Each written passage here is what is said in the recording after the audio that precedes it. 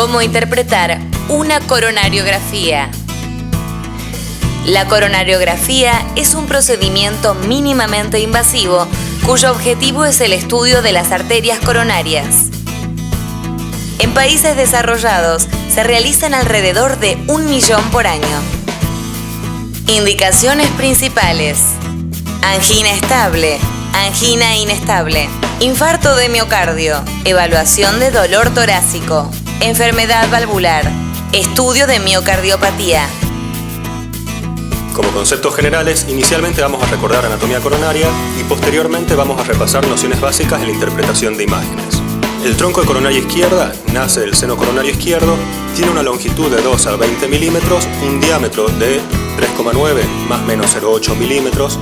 Hablamos de tronco corto cuando tiene menos de 5 milímetros y de un tronco largo cuando tiene una longitud mayor de 15 milímetros. En un 60% de las veces es un tronco bifurcado, 31% trifurcado, 5% tetrafurcado y son menores los casos en los cuales está pentafurcado. La arteria descendente anterior tiene un diámetro aproximado de 3,7 milímetros y la dividimos en 3 segmentos: un segmento proximal, un segmento medio y un segmento distal. Y sus ramas principales son las arterias septales y las arterias diagonales. La arteria circunfleja tiene un diámetro de 3,4 milímetros, más o menos 0,5, discurre a través del surco auriculoventricular y da origen a ramos obtusos marginales, ramos auriculares, ramos posterolaterales y en el caso de dominancia izquierda da origen a un ramo descendente posterior. En la arteria coronaria derecha se origina en un 60 o un 70% de los casos del seno coronario derecho, tiene un diámetro de 3,9 milímetros y da origen a los ramos del cono, a la arteria del nodo sinusal en un 59% de los casos, a la arteria del nodo auriculoventricular en un 88% de los casos, al ramo descendente posterior y también a ramos ventriculares y posteroventriculares. La dominancia coronaria está dada por aquella arteria que da origen al ramo descendente posterior y al menos uno de los ramos posterolaterales. En un 60% de los casos hablamos de dominancia derecha, en un 15% de codominancia y en un 25% de dominancia izquierda.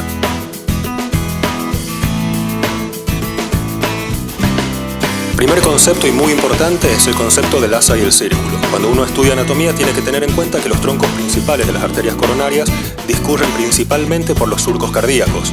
De aquí es donde surge el concepto del asa, el surco interventricular, que es por donde discurre la arteria descendente anterior y la arteria descendente posterior, y el círculo, que está dado por el surco auriculoventricular.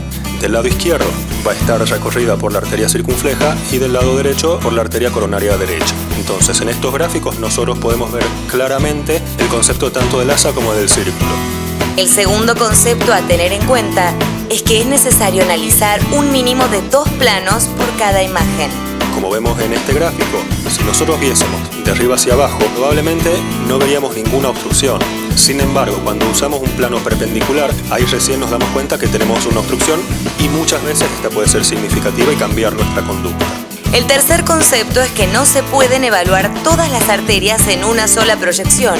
Pueden escaparse detalles importantes. Al analizar una coronariografía, vamos a evaluar la localización de la estenosis, severidad, la presencia de calcificación parietal o de trombos, la circulación colateral y cómo son los lechos y flujos distales.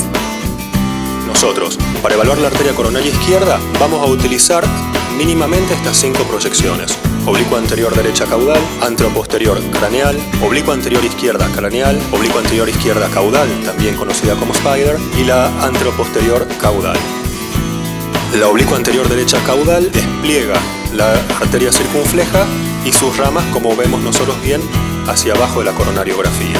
La anteroposterior craneal nos muestra la arteria descendente anterior en todo su recorrido y nos sirve también para separar los ramos diagonales de los septales. La oblicua anterior izquierda craneal nos sirve también para completar la evaluación de la arteria descendente anterior y sus ramas.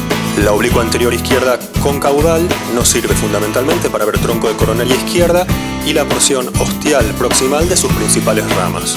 En esta imagen vamos a ver hacia arriba la arteria descendente anterior con sus ramas, un ramo intermedio y hacia abajo la arteria circunfleja con sus principales ramas. La anteroposterior caudal nos sirve también para evaluar nuevamente el tronco de coronaria izquierda, en este caso en su tercio distal, y también nos muestra los tercios proximales de la arteria descendente anterior y circunfleja. Para la evaluación de la arteria coronaria derecha utilizamos dos proyecciones, la oblicua anterior derecha y la oblicua anterior izquierda. En ambas vamos a ver todo el recorrido de la arteria coronaria derecha y sus principales ramas. En este caso vemos la descendente posterior. En cuanto a su severidad, hablamos de estenosis no significativa, aquella menor del 50%, moderada entre un 50 y un 69%. Estenosis significativa, aquella que se encuentra entre un 70 y 85%, severa entre el 85 y 99%, y oclusión cuando compromete el 100% de la luz arterial. La calcificación parietal la vemos antes de la inyección de contraste, como en esta imagen, donde hay una masa de calcio que está tiñendo el recorrido de la arteria coronaria derecha. Posteriormente, en la inyección de contraste, vamos a ver que sigue el recorrido que veíamos previamente de calcio. En esta imagen, si vemos la arteria circunfleja que discurre hacia abajo en la filmación, vamos a ver en su tercio medio una falta de relleno, que corresponde con una imagen trombótica. Cuando evaluamos oclusiones coronarias, es muy importante asimismo reconocer la circulación colateral. Hablamos de circulación colateral homocoronariana cuando está dada por la misma arteria coronaria, es decir, por la coronaria izquierda a la coronaria izquierda o de la coronaria derecha a la coronaria derecha. En estos casos, si vemos circulación de la descendente anterior a la circunfleja o viceversa, hablamos de circulación colateral homocoronariana. En contrapartida, hablamos de circulación colateral heterocoronariana cuando es la arteria contralateral quien le da la circulación colateral, es decir, de la arteria coronaria izquierda a la coronaria derecha o de la coronaria derecha a la coronaria izquierda, como vemos en este video. A la hora de analizar las estenosis es muy importante evaluar su flujo. Es por eso que nosotros utilizamos la escala de TIMI. Hablamos de flujo TIMI 0 cuando hay justamente ausencia de flujo anterógrado. El flujo TIMI 1 cuando el contraste atraviesa la obstrucción pero no llega a opacificar toda la longitud de la arteria. Y TIMI 2 cuando el contraste opacifica toda la longitud de la arteria pero más lento que las arterias sin estenosis. En contrapartida, flujo TIMI 3 es el flujo anterógrado normal.